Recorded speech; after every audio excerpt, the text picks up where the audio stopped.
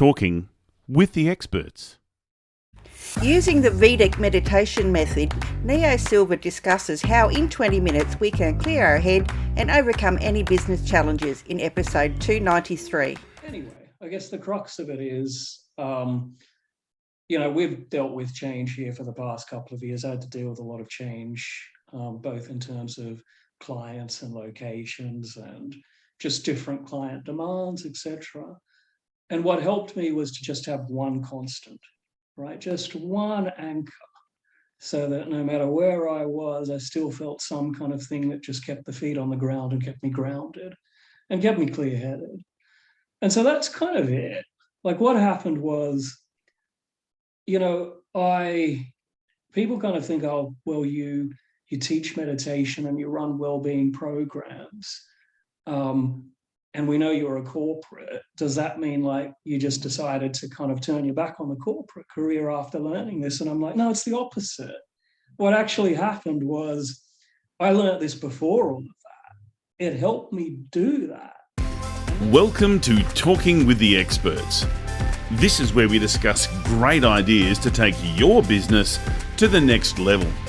How do we know these ideas work? Well, it's because we're talking with business owners who are using these ideas.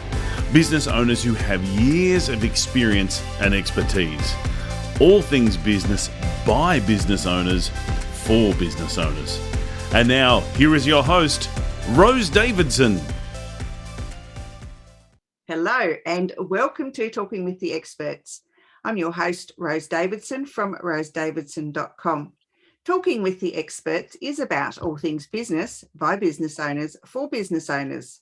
You can find it on all good podcasting streaming platforms and on YouTube.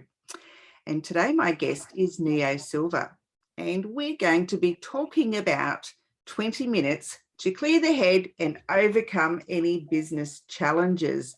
And Neo teaches a 20-minute Vedic meditation technique that, when you learn it correctly and integrate it into your day, helps business owners and executives have more clarity about challenges, adapt quickly to any curveballs, sleep soundly at night, and enjoy business and home life more so that you switch off and actually connect with the family when you are at home. Welcome, Neo, and I think I need to learn your 20-minute meditation. You wouldn't be the first, Rose. Thanks for having me. I hope you're very well. I am. It's a good thing to be. So what got you into learning how to do this 20-minute Vedic meditation technique? Yeah, it's a good question. I learned it 28 years ago when I was still young, right? So I was 19 years old, and oh God, you're only a baby. Well, I was 19 years old back then, right? I'm now 48, recently turned 48. And what got me into it was the fact that I just there's a period in my life where I'd gone from high school to university. I wasn't sleeping well. I was partying too much, actually, but I wasn't sleeping well, and I was a bit kind of stressed and anxious. And also just looking for a little bit of, if you like, a bit more clarity. It's a time, any type of transition in your life, it's a time that's, it's key, and you've got to be making some good decisions at those junction points, right? And so in this case, what happened was I was out at a party. Again, there were a lot of parties. When you're 19, it's never ending. That's right. I mean, literally, some of them never end, right? Some of them go for more than 24 hours. But you've been to them as well, have you? There was a reason why I needed to meditate. No, I was out at a party, and this was back in January 1994. And this guy, friend of a friend, he started telling me about meditation, because I'm like, yeah, I haven't done as well as I should have in first year uni, and I'm not kind of sure where I want to head. And he started mentioning this, and I was intrigued, right? January 1994, no one meditated, even me, right? Like my parents' background one in, like, they're Sri Lankan. So I was used to kind of meditation being a thing done by Buddhist monks Yeah, in it the was something village. done by the hippies, wasn't it? And by the woo-woo people. It wasn't done by, normal people. That was just not done. Yeah, no, that's right. That's right. It definitely wasn't mainstream. And I was intrigued, right? Like, this guy, the white guy back in 1994 was telling me about it, and I was like, cool, yeah. And I did what you did back in 1994 when you were curious about something. I waited until I got home, and then I looked up the yellow pages. Right. For those that are under like 30, Yellow Pages used to be a really thick phone book. That was before Google came along. It's an actual book that you used to thumb through alphabetically. Right. Absolutely. And I dialed M for meditation. And I kind of, I couldn't drop them an email or anything, not back then. So I waited until the next day, gave them a call, and essentially just heard all these things, right, about how it's something that just allows you to slow your mind down, right? So a short 20-minute technique that slows the mind down. And I felt that, in the very first session, where there was just less tumble dryer thoughts, right? Like the constant spin of thoughts. That quietened. And when it quietens, what you're left with is just the important thoughts, not the rubbishy, angsty ones, right? Like there's actually a statistic which says that we have about 6,000 thoughts every day, and 90 to 95% of them are the recycled worries and angst from yesterday, right? And so do the maths. It's a case of, if you can stop the recycle, then you actually just clear up more space to think about the things that matter, right? And in my case, it was kind of a little bit of application and direction with regards to what I wanted to do. And that actually just became the backbone, right? I ended up doing really well at university in my undergrad, and going off to London and doing some further study, and then eventually even going off to Oxford, right? I completely turned it around. The reason I'd gone to this, turned to something like this just for a little bit more groundedness, was because I'd failed a couple of subjects. And like 6 weeks after learning, I suddenly was getting credits, and then eventually distinctions, and got honours overall, and did a master's, did well at that, and went off and did some further research at Oxford, and then worked as, I was working as a management consultant also. And that's a career in which you've got a lot of travel and a lot of crazy hours and a lot of challenges and a lot of, I was doing it in Europe, right? So there's a lot of travel and a lot of having to deal with different kinds of clients. And cultures and all those things. And it would have been quite overwhelming. You're still quite young, and I would imagine that meditation would have calmed you down and put you in a good space. Yeah, that's the funny thing. Like I regard it as the anchor when you've got all this change going on, as I did. At age 24, I moved from like sunny Sydney, which is where I'm from, to like grey Paris and big boulevards instead of beaches, right? And so it's this massive, massive change. And, in order to do that, in order to deal with any massive amount of change, and we've had to deal with that for the past couple of years, right? I'm in Melbourne, of all places. So you can imagine, like, we've had stops and lockdowns and non-lockdowns. I think in the world, Melbourne is the longest lockdown city in the world thus far. So yeah, I don't think it really changed. It's going to change a lot. Although Singapore is going to be quite a thing, I think, coming up. And so anyway, I guess the crux of it is, we've dealt with change here for the past couple of years. I had to deal with a lot of change, both in terms of clients and locations and just different client demands, etc.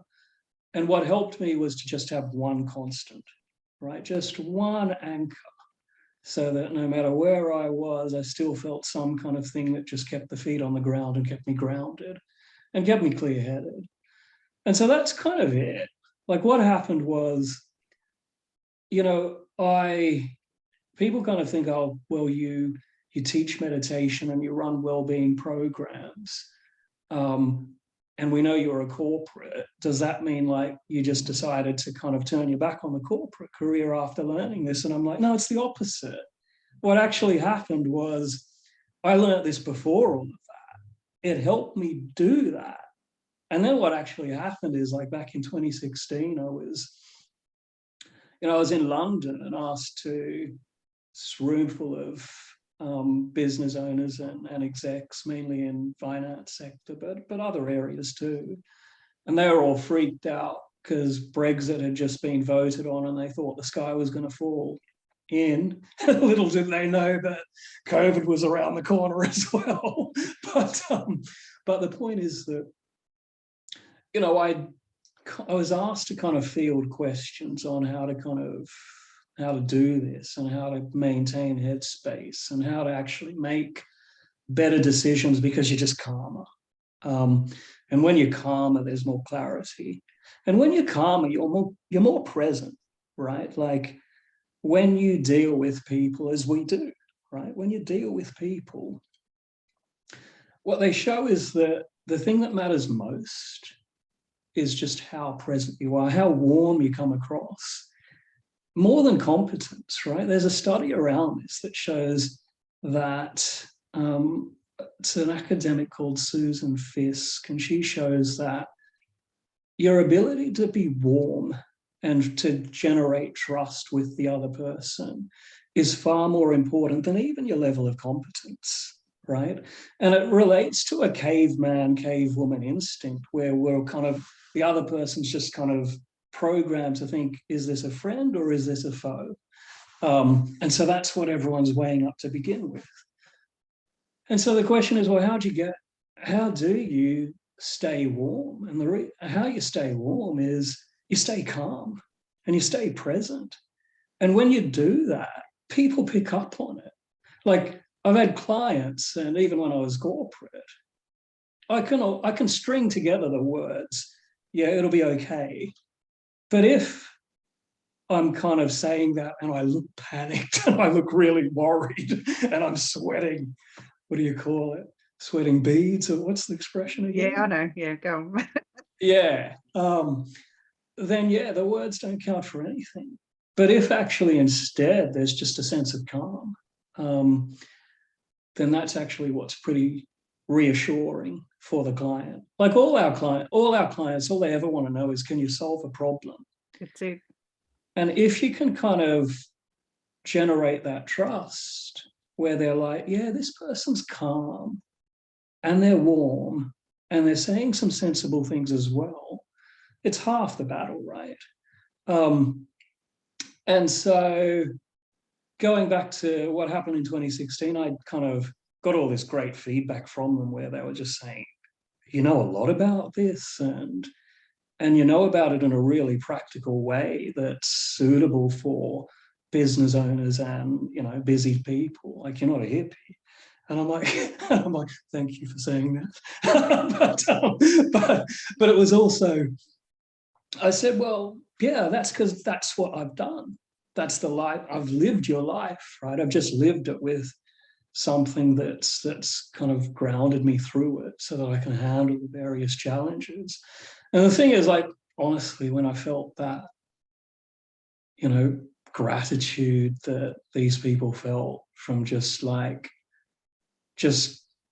those interactions, right? The knowledge that, yeah, like there's someone there and they have some pointers and technique and all of this around how to kind of cut a path and a successful path through. When I felt that, I was like, yeah, I want to actually do this. Like I want to do it. Like I want to kind of share it because you can almost bottle, like you'd like to bottle that kind of feeling you get from someone who's really satisfied and who's more than satisfied, really relieved and really grateful for what you've helped them with.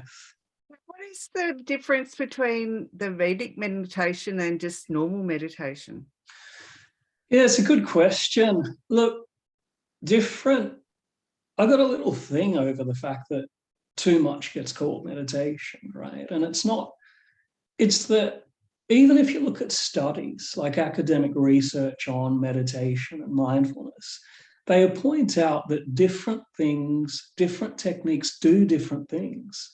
And to just call them all meditation is like calling everything that has wheels a car, right? I mean, there's cars and there's trucks and there's really nice cars and then there's like bicycles and motorbikes and yeah, all of that, right? All of that, and they all do different things and they all have strengths and weaknesses. And so the difference is what it does. What it actually does is I've taught people. So I taught someone back in London about 4 years ago now. Yeah, it is. It's 4 years almost exactly. And he came to me after having learned some other stuff. And he's like, Neo, I've been trying to do mindfulness for the past 3 years and it's kind of stressing me out. I said, well, if your meditation's stressing you out, you might need something else, right? But he was like, he just said, it's tough, that it takes a fair bit of effort and it takes a lot of concentration. And so he came and he learned what I teach, and it's something that people feel the effect of in the very first session. One of the differences is you end up slowing down thinking spontaneously, effortlessly, right? And that happens it happens because it's a mantra-based technique. What a mantra is, it's a sound, it's a vibration, but it's a personal one, right? And I'll explain two elements of that. One is we know that sound and vibration has an effect on us, right? That's why, like, you know, if I were to listen, or if we were to play Metallica, that would have one effect, right? We might jump up and down and shake our hair. You got more hair than me to shake around. And if I played like Mozart or something soothing, it would have a very different effect. So it tells us that sound and vibration do have an effect on the body. And hence a mantra, which is simply a sound / vibration, does have an effect, but it's a unique one in that when it's personalized, when it's one that's actually, that matches your particular, you know, psychophysiological type, because there's a whole range of mantras. It's not one generic one. And why we have several is because different people, you know, think about it. If you're going to induce the same kind of calm in two different people, and one person's a fairly anxious, wound up type, and the other person's a kind of lethargic type, then you're going to need different kinds of things to move them to a more balanced state, whatever that balanced state happens to be for them. And so what's unique, though, is it actually stops you thinking, right? Like, I could play Mozart. I mean, I've sat in concerts, right? And I'm still thinking. I'm listening and I'm going, oh, it's nice. But I'm still having all these thoughts about, I got all those meetings tomorrow. What am I going to do? Is the slide pack prepared? Was that done? You know, all of that. So you're still kind of thinking, right? You're still whirring away. What's extraordinary, though, is, and I've had this with people in the very first session, they're like, what just happened? I just stopped thinking for a large portion and I just feel really refreshed. You know, I had two things. Like, one was, I had a lady called Sue. So she's in HR, and There's a mixture of what's happened over the past year or so, right? You've got some professions and they're like swamped and overwhelmed and they've just got too much stuff. And you've got others where they're like, yeah, I've had a bit of a slump kind of thing. And she was in the former. So Sue, I met her and she was just said, yeah, I'm overwhelmed. And I could kind of hear it, right? She's really, really good at what she does, but you could just hear there's a quickening of the voice and there's a little bit of breathiness. And, you know, like, so she said, well, can you teach me this thing? And I did. And she felt that in the very first session where she's like, Neo, it's incredible. All of that kind of excess thinking has kind of faded off. And I just feel rested and much more clarity. And so that is one of the big differences. It's kind of analogous. Here's the analogy. It's analogous to how it works is this: your mind comes back quicker afterwards because it's rested, which is analogous to what happens if you do an intermittent fast. You rest your stomach and your digestive system for X number of hours, they chill. So that when you do put food in, they work optimally, right? They're raring to go, they're whirring, and they're like, yeah, let me at it. I'm ready to kind of create some enzymes and really break that stuff down. It's the same with your mind. If you do have a technique that essentially calms it, but calms it to the extent where you stop thinking for 20 minutes, what happens afterwards is your thinking is just clearer. You've rested and there's clarity. You know, people feel that often, even who don't do this kind of meditation, they'll feel it. I guess intuitively they can sense it, because when they've had a really good night's sleep, they're like, yeah, I'm kind of fresher in the morning, I'm raring to go. And then once they've kind of had all these thoughts through the course of the day and life's just come at them thick and fast, they're like, oh, I'm just spent, right? I'm just spent. I can't do much more. And so that's the difference. The difference is, I mean, all meditations they do something. What this one does is it stops you thinking so that your thinking comes back fast. It also does something, I'm not going to get too geeky. I'm a little geeky and I like the science, but it also induces a particular kind of calmer, harmonious brainwave, which you then start to radiate afterwards, right? Like if you've got that, and then you're talking to people, we pick up on that all the time, right? In our interactions, we can tell when someone's a little bit wound up, whereas someone's kind of calm and you know, they've got it. They've got this kind of thing. And so, yeah, that's kind of what it does. Right. So when is the best time to practice? In the morning, at night before you go to bed? It's a good question. So what I do when I teach is I work with people closely around their particular schedule, because people are different. You know, I've taught everyone from execs to, you know, HR types, business owners, sometimes people in real estate, etc., sometimes people who are fitness coaches. All of these people have very, very different routines. So then what I work on with them is scheduling it in a way so that their particular routine, they've just got, you know, you charge, let's put it this way, you need to charge your battery at a particular time that suits the time when you need to draw on it most. The other answer to your question, though, is twice. It's done twice a day, 20 minutes in the morning, 20 minutes in the evening. The 20 minutes in the morning just gives you it's a kickstart to the day.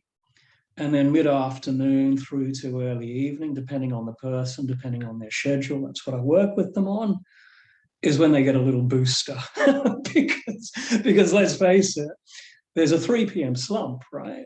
Like I've had a lot of business owners say, help me with that 3 p.m. slump. I'm just really inefficient from then onwards. I just get less done. So, you know, that's kind of why we put a second one in, just because it kind of gets the motor whirring again. Give yourself a bit of rest and then whir again. And the technique itself is shown to provide 2 to 5 times more rest than sleep. Like sleep itself isn't very restful, like when you're running away from that two-headed dragon and you're naked and there's a school friend. You have some good dreams. You have some good dreams.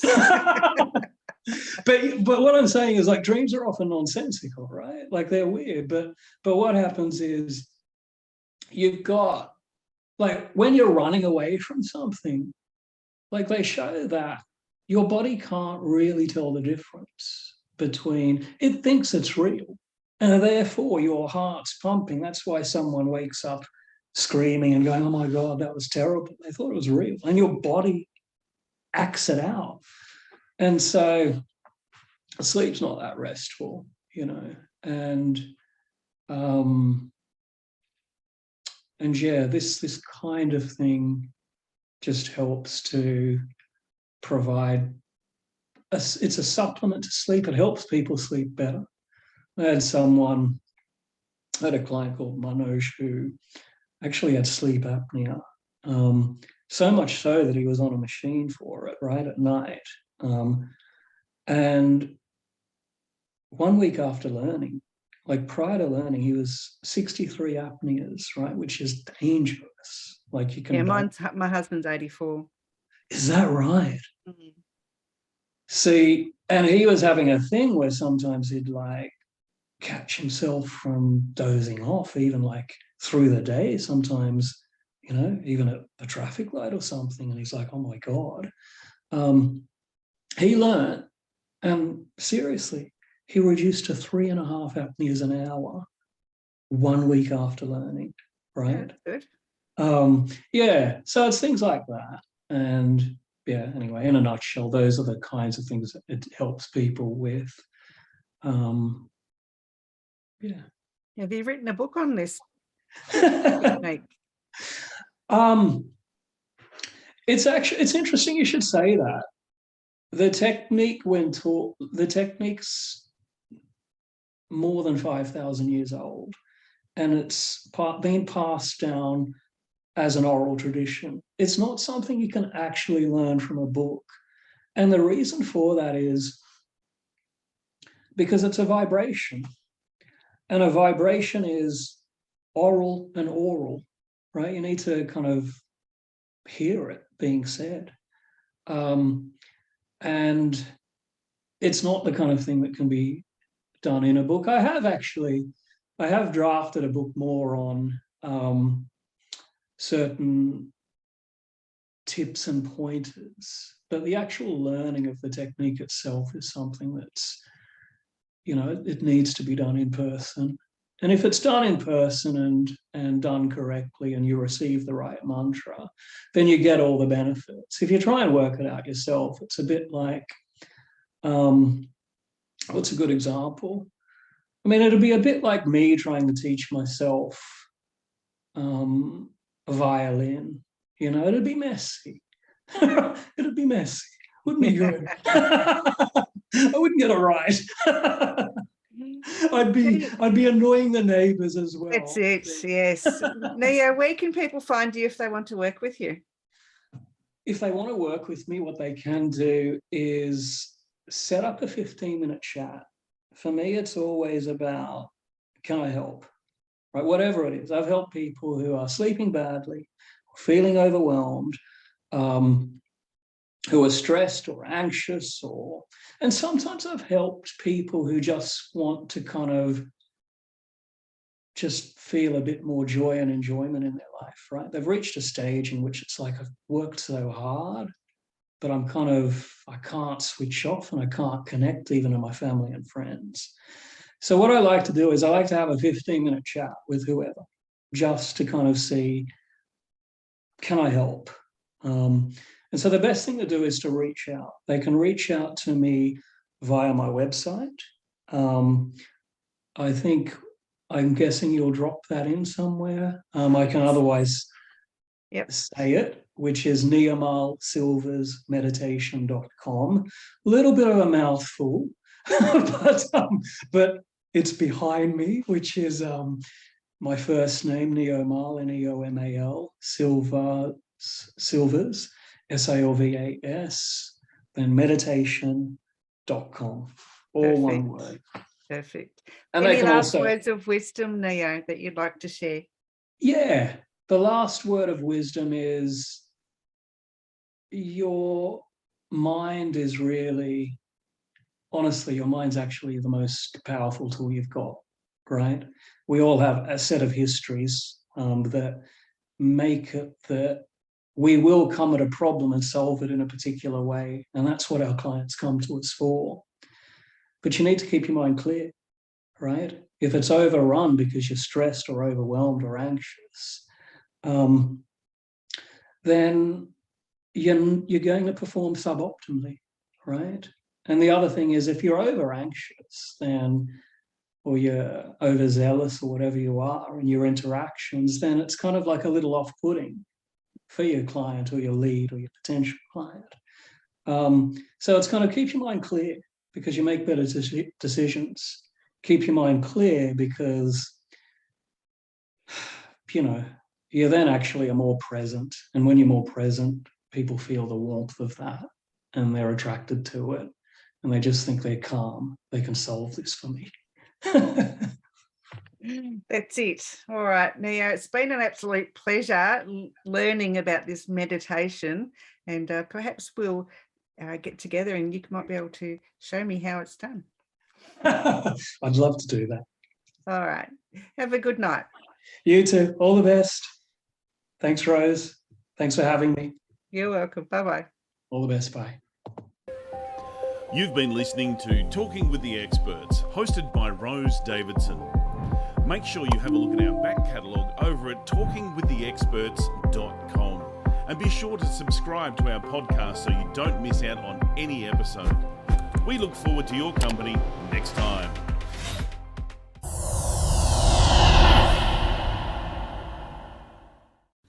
Talking with the Experts.